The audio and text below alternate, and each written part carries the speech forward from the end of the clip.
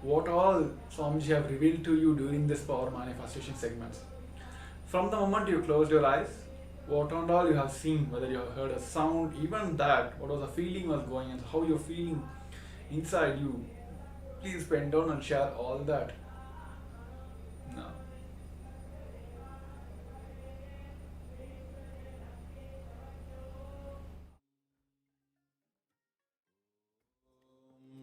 Nithyananda Paramashivoham. Om Nithyananda.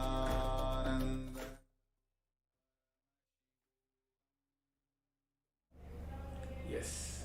Now let us verify our answers now. So here is the image which has been projected for all of you, which is typically a coffee table outlook.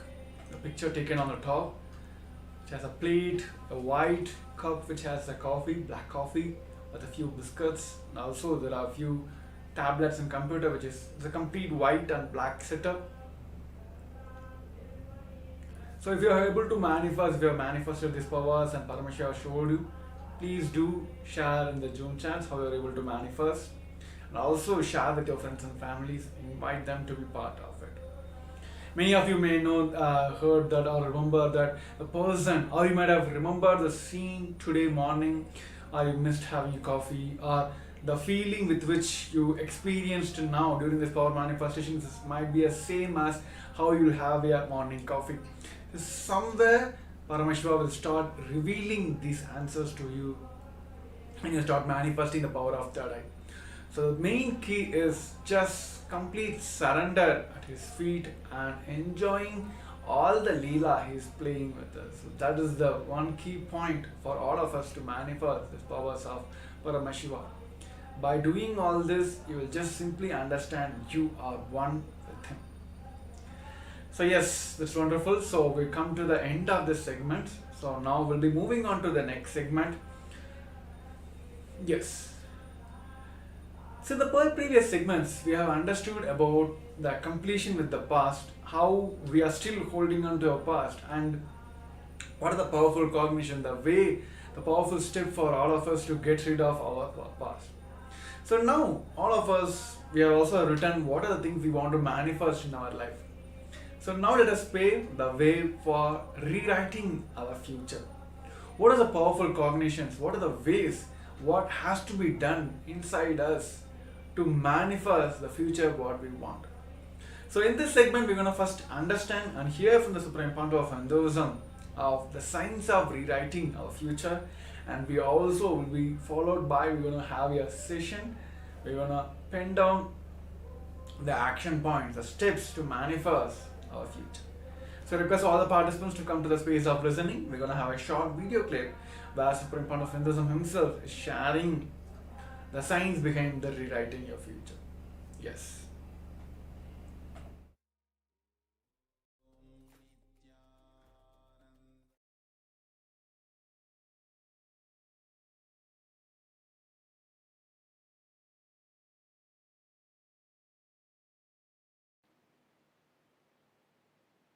Consider this line, straight line, as present moment. Now, every thought happens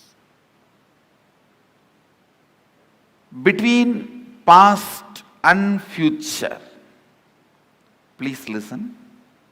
Actually, from morning I am giving you different truths about time. Now all those zigzag puzzles will fall in place if you just grasp this one. All thoughts, it can be as simple as feeling like having a cup of tea, or as complicated as politically strategizing for some victory. It can be as simple as wanting to have a cup of coffee, or as complicated as political strategizing for some victory. Any thought Thought means movement between past and future. Thought means nothing but you move to the past and future.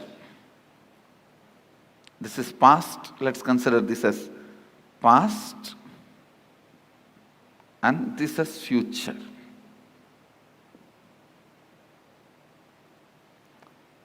The center moment, present. Where the present meets the past and future, that moment is now. This is that now. Present.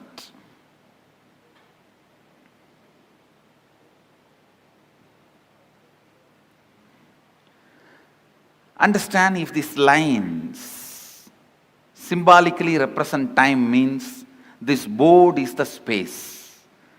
Symbolically, this board represents space. On space only the whole time happens. Space is the most subtlest matter on which the play of time happens.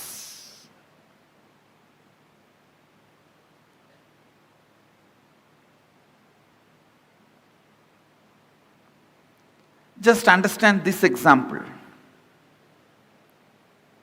Your movement between past and future is thought. Like you jump from here to there to here, here to there to here, here to there to here. That is what I call your perception about you, life, your existence. Your existence is nothing but the movements. Because till you know your real reality, as of now, whatever you know about you is nothing but your thinking. Am I right? Is there anything you know about you more than your thinking? Anybody? If you know something more about you, more than your thinking, this seat is for you. See, whatever you know about you is all based on your thinking. So, I can very comfortably assume your thinking is your reality, as on now. Am I right?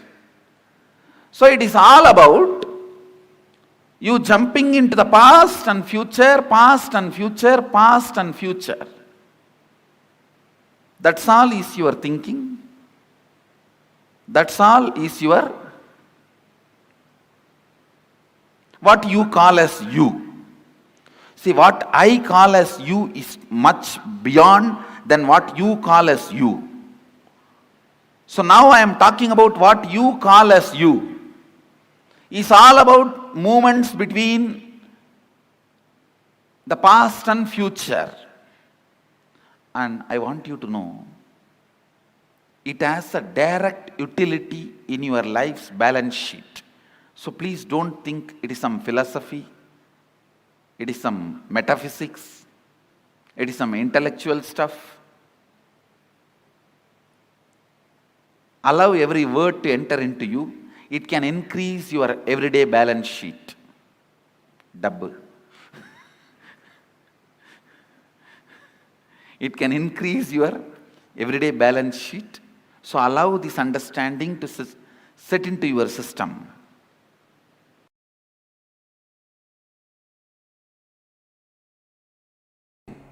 Listen. Your will can never be against the will of the cosmos. Your will can never be against the will of the planets. Your will can never be against the will of the universe. Because you have not willed, planets continue to do their allotted responsibility. If you will, they always come to you. Listen, in 3 ways they come to you. If you are praying, they come to you as God. If you are declaring, they come to you for negotiation table. If you are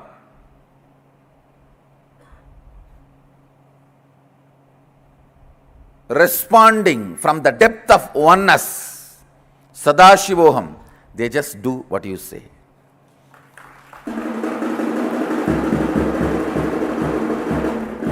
Understand, please understand the will which you have. See, all of you have will. That is why you are, even if you want, you can move your hand, you can close your eyes, you can turn your head.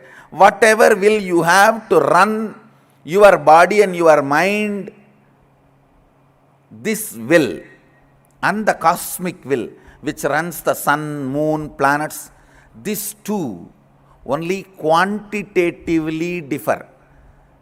Smaller, higher, that's all. They do not have quality difference. Good, bad, no. God, devil, no. This is one of the major truth. Very important truth. Sanatana Hindu Dharma teaches. I should tell you, Sanatana Hindu Dharma alone teaches.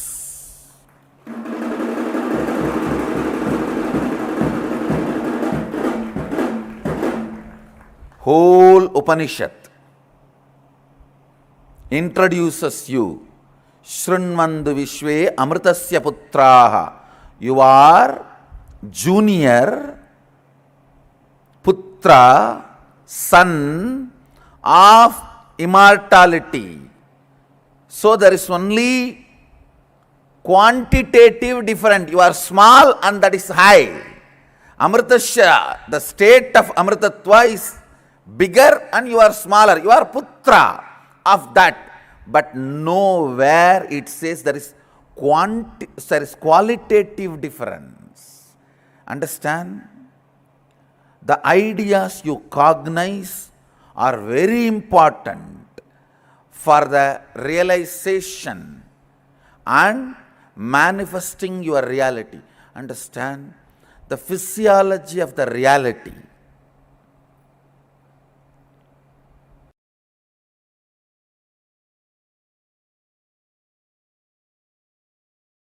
Put all your plans into Paramashiva's plane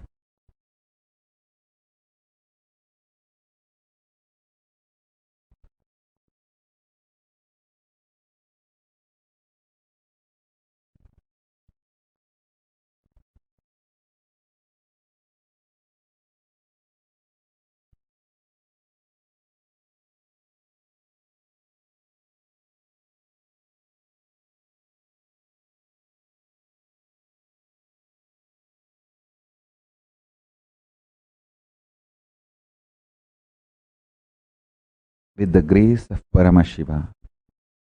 Planets will bless them into reality. Listen. Listen carefully. By experiencing Paramashanta Swarupa of Paramashiva inside you, every time offer your plans about everything into Paramashiva's Paramashanta plane, and he will bless the planet to make your plans into reality. Listen. I'm just mapping the whole science into words, into formulas for all of you to experience. Listen intensely.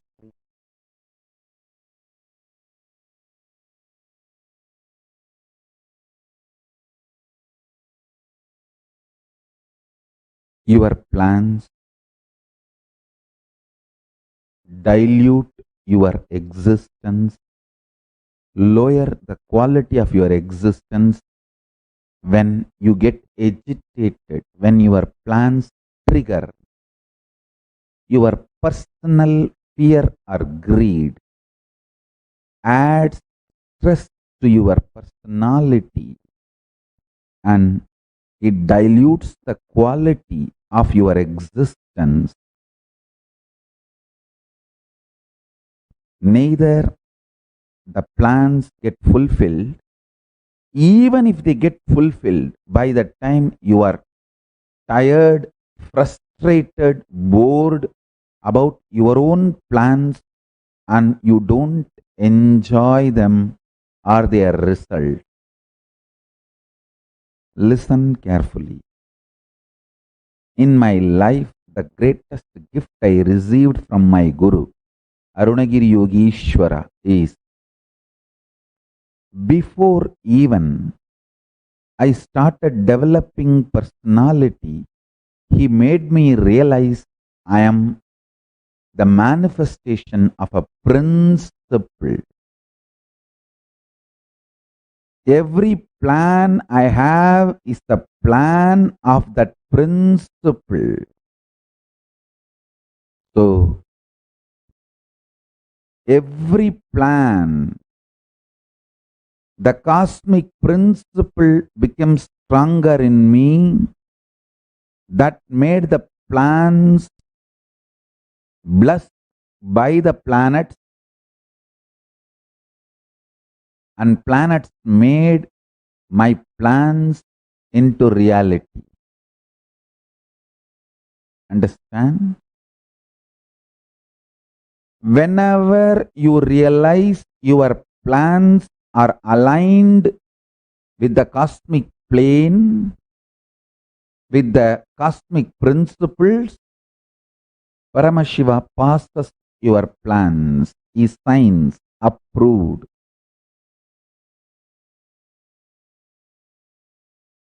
Executive order by the President of the Cosmos, Paramashiva, and he blesses planets, execute it with tremendous joy and bliss and ecstasy. Understand? Let me repeat. The greatest blessing I received from my Gurus, Guru Parampara, is before even I started developing my personality or the individual identity, they made me experience I am the manifestation of the great principle, the cosmic principle. Because I realized that, I saw my every plan is the plan of the cosmic principle. It is from Paramashiva's plane.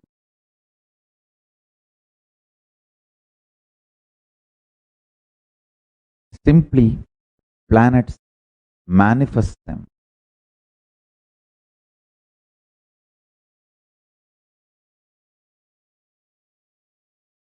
In your life,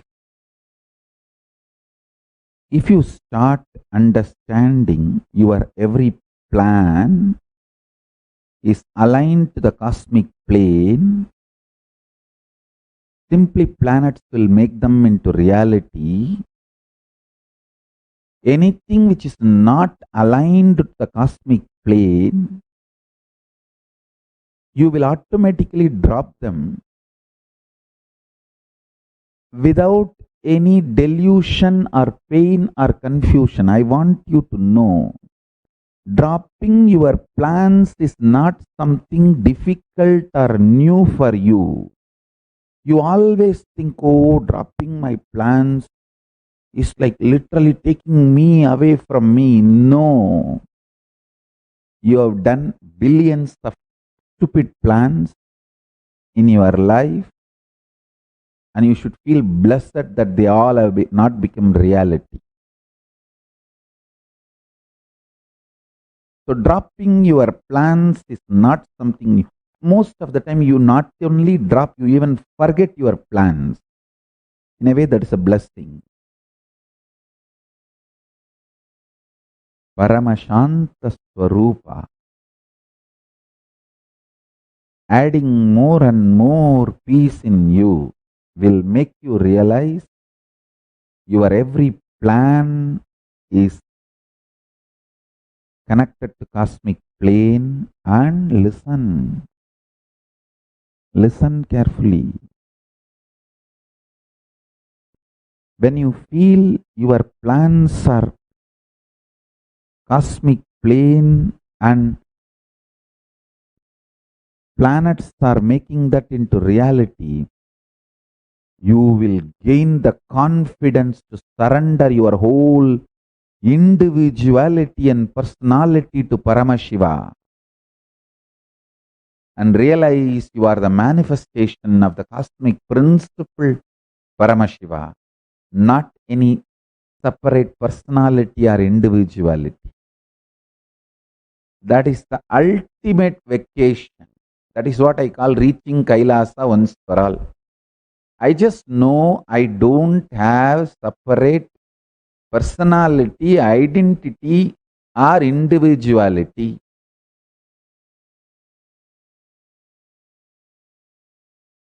I am just a manifestation of the cosmic principle, Paramashiva.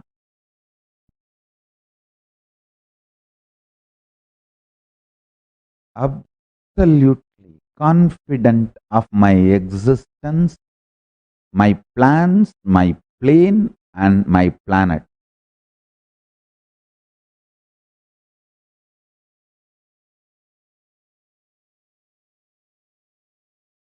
This is what I call reaching Kailasa once for all.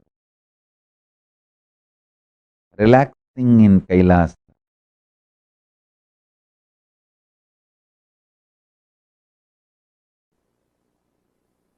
The most precious thing you have is your consciousness, life. It can be molded, manifested as you want just by your Ichha Shakti. You need Kriya Shakti only to enjoy it, not to manifest it. Listen. What you want can be manifested just by your sheer Ichha Shakti. Your Kriya Shakti, action power is required only to celebrate it, enjoy it. Let me explain more clearly, more straight. Listen.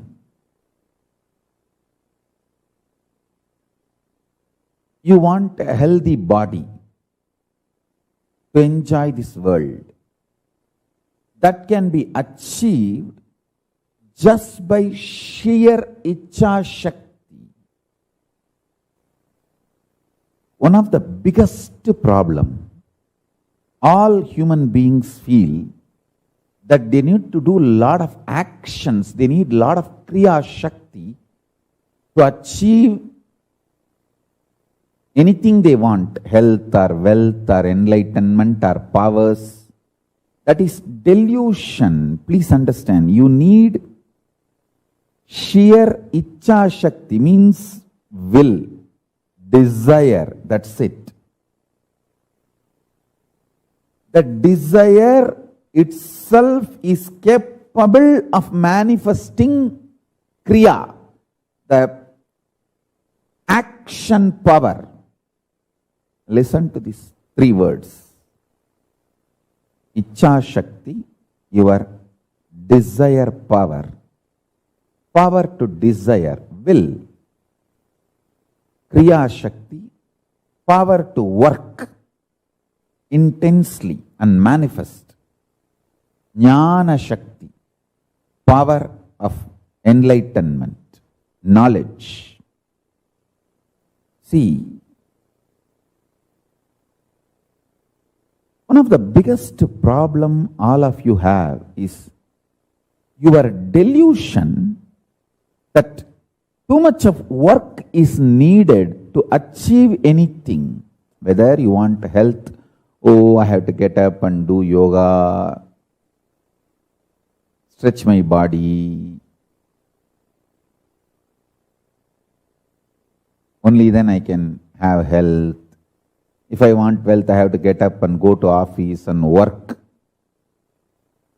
like a dog, day and night. Only then I will have wealth. First of all, you don't understand, no dog works. Anyhow, listen. It is actually delusion. Please listen.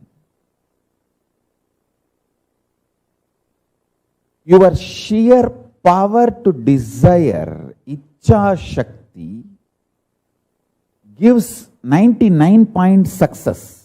99% means 99.999% success is your sheer desire power, Icha Shakti.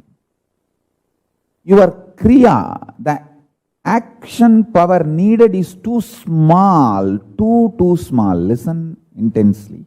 At least all my disciples listen. When you are terrorized, you will see only frightening negativity all around you. You will lose trust on everything, on Guru, on life, even on yourself. When you fall in love, even your stupid, cheating girlfriend, cheating boyfriend will look like a god.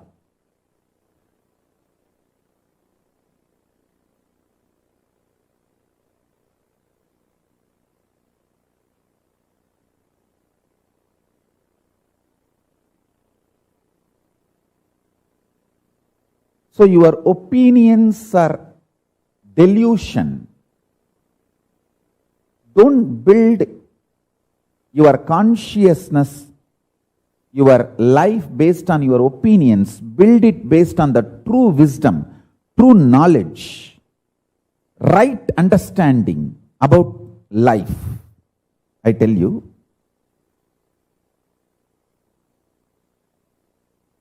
listen carefully.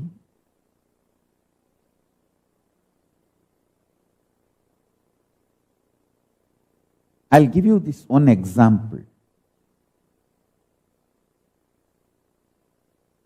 I'll take the example of your health. That's the most important thing. So I'll touch that example. You apply this principle in every aspect of your life. I'll give you the example of health. Listen. You always think if you need health, you need to do yoga, gym, diet. Too many things are involved in your health. And the moment you think about all the actions you need to do, you get tired and you give up on your health, your idea about your health. I tell you, only thing you need for your health is your willpower, desire to be healthy. Just go on building that. Imagine you already have a healthy body. How it feels to be a healthy.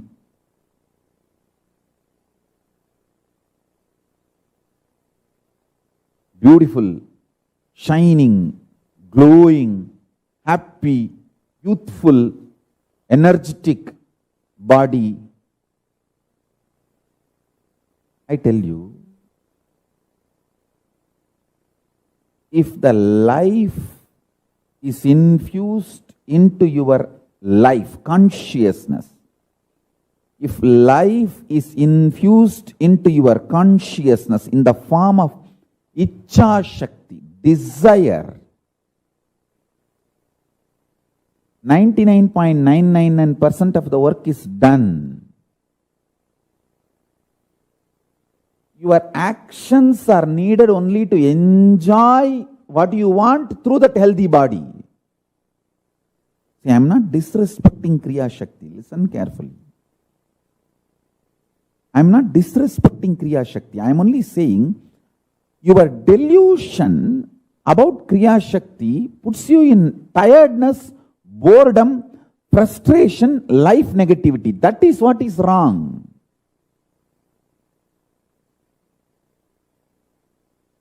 Many of my own disciples, I can list, I can name, your sheer delusion, fear, puts you in life negativity, frustration, and due to that frustration, you actually destroy your health and lose your life. I tell you, fill yourself with desire, intense desire for health. Icha Shakti. Icha Shakti is too powerful. Without even your knowledge, it will push you and make you do all your homework, your yoga, your gym, and your diet, everything without even your knowledge. If you are constantly thinking about, oh, I have to do this, I have to do that, to keep myself healthy, one day you will go to gym and do some 10 biceps and find out 10 minutes workout, and then you will see, oh, whether my biceps have become big. You will be going on checking. Listen carefully. If you infuse Icha Shakti,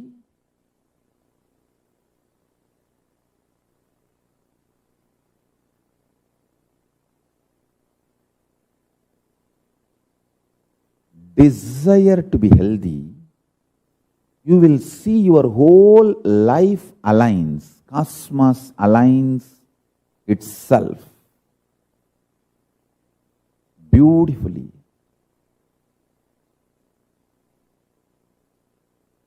I am not telling all this to make you as a good human being or better human being. No. If you listen to all this, you will become good human being, better human being. Is different. My interest is not just making you as a good human being or better human being. My interest is to make you conscious human being, enlightened human being, enlightened being. I am telling you, your Icha Shakti, desire power, is intensely capable, powerful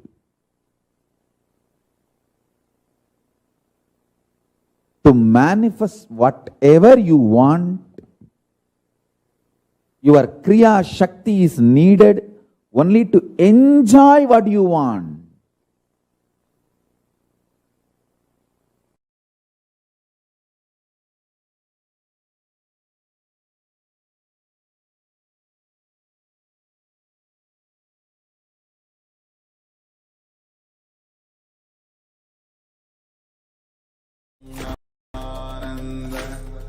Paramashivoham. Om Nithyananda. Paramashivoham. Yes.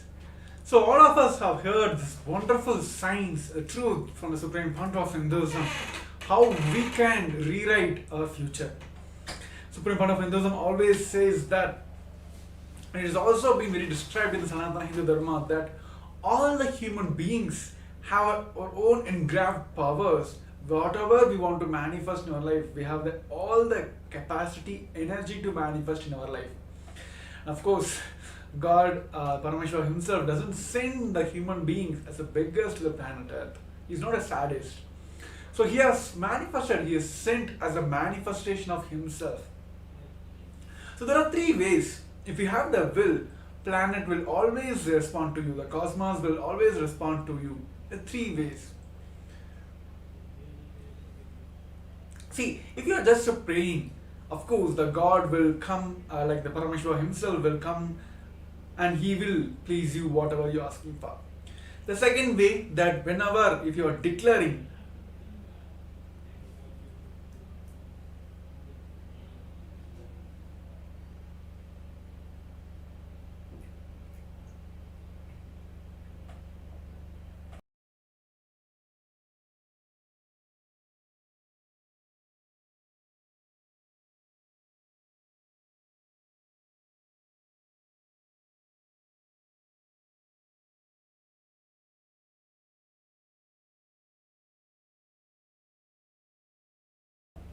yes, sorry for technical glitch. See, if you have the will, the planet will always come to you. Almost like as I mentioned, there are three ways they will come help you manifest whatever you want in your life. The first way is when you are praying, they will come to you as a God. If you are declaring, they will come to you for the negotiation table. But when you are responding from the depth of oneness, Paramashivoham, Sadashivoham, or Mahaparamashivoham, that I am Him, they just come and do whatever you want to say. Whatever you say, they will just manifest. So now we're going to experience the same in our life. Currently, now, present moment, now. So we'll be entering into a short, small exercise where we'll be making this into our reality. So I request all the participants to pen down all your plans for this year, starting from today, September 17, 2023 to September 17, 2024. Just pen down all your plans for this year.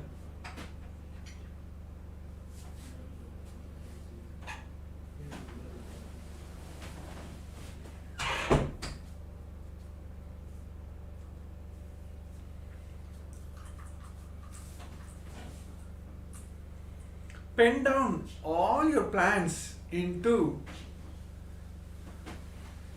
whatever you want to manifest in the next 1 year, the next 365 days. Please pen down now.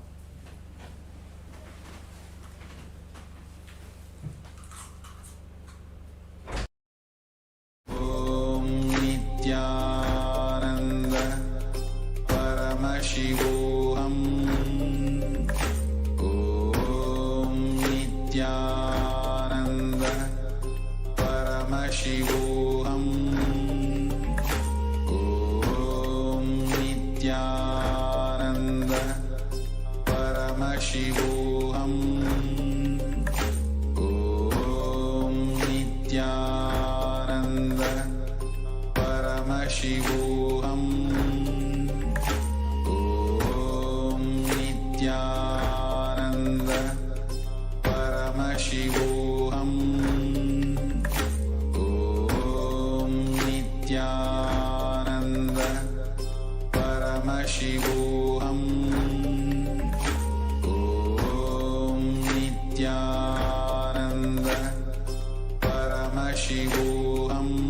Paramashivoham.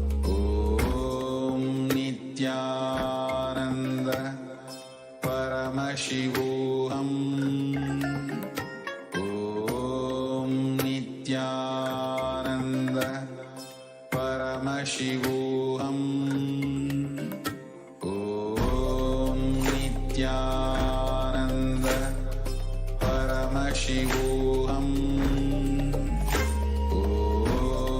Nithyananda Paramashivoham. Om Nithyananda Paramashivoham. Om Nithyananda Paramashivoham. Om Nithyananda Paramashivoham. Om Nithyananda Paramashivoham.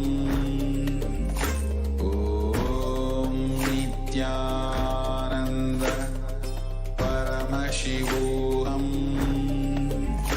Om Nithyananda Paramashivoham. Om Nithyananda Paramashivoham. Om Nithyananda Paramashivoham. Om Nithyananda Paramashivoham. Om Nithyananda Paramashivoham. Om Nithyananda Paramashivoham. Om Nithyananda Paramashivoham. Om Nithyananda Paramashivoham. Om Nithyananda Paramashivoham. Om Nithyananda Paramashivoham. Om Nithyananda Paramashivoham. Om Nithyananda Paramashivoham. Om Nithyananda.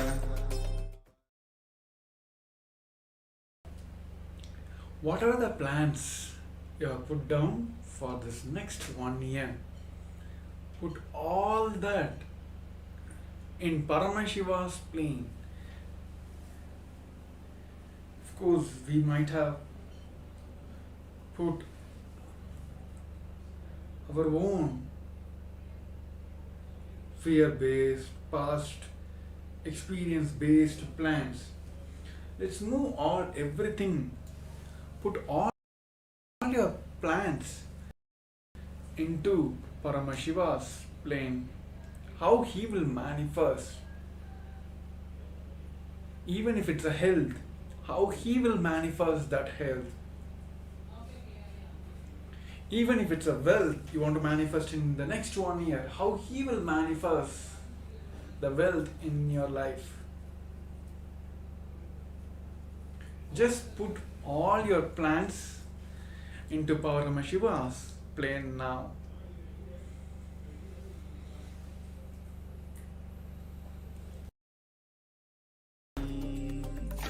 Om Nithyananda Paramashivoham. Om Nithyananda Paramashivoham.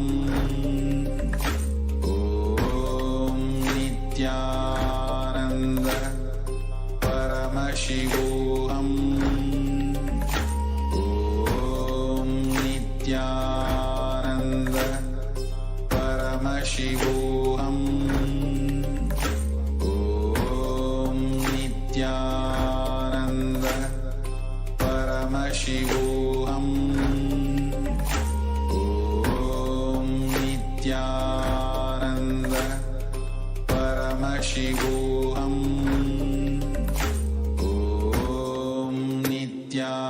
Nithyananda Paramashivoham. Om Nithyananda Paramashivoham. Om Nithyananda Paramashivoham. Om Nithyananda Paramashivoham. Om Nithyananda Paramashivoham. Om Nithyananda Paramashivoham. Om Nithyananda Paramashivoham. Om Nithyananda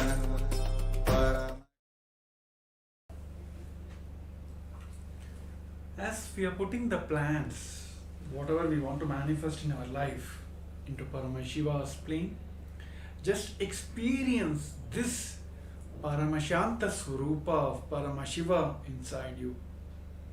Just declare this every time you offer your plans about everything in this way into Paramashiva's, Paramashanta's plane. He will just bless the entire planets to make them and make your plans into reality. So this is the best way that all of us will manifest the reality we want to manifest in our life. Whether it's about health or you want to pass down in your exams or whatever the reality you want to manifest in your life, every time offer this as in the Paramashiva's Paramashanta plane. With that, you will just bless the entire world, entire universe to make that into reality. So let us practice this, let us experience this Paramashanta Swarupa of Paramashiva always inside us. Which every time, it again boils down to only one thing, which is the core principle of Sanatana Hindu Dharma, that you being one with the ultimate. So yes.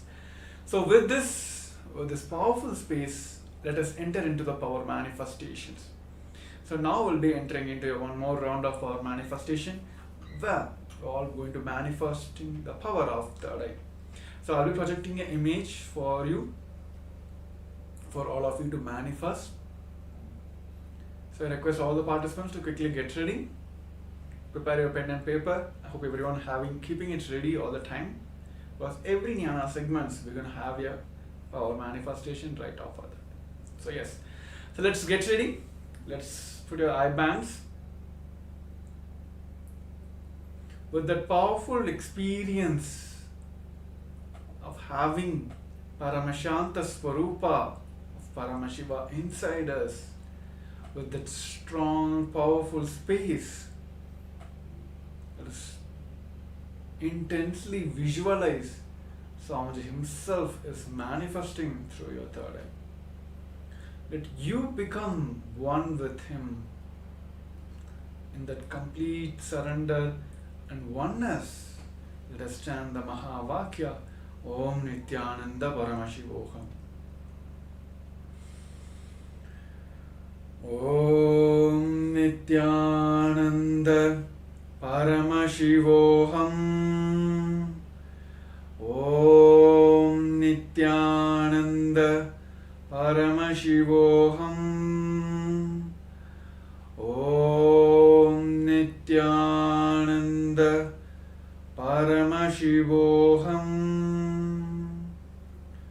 Let's continue chanting the Mahavakya intensely.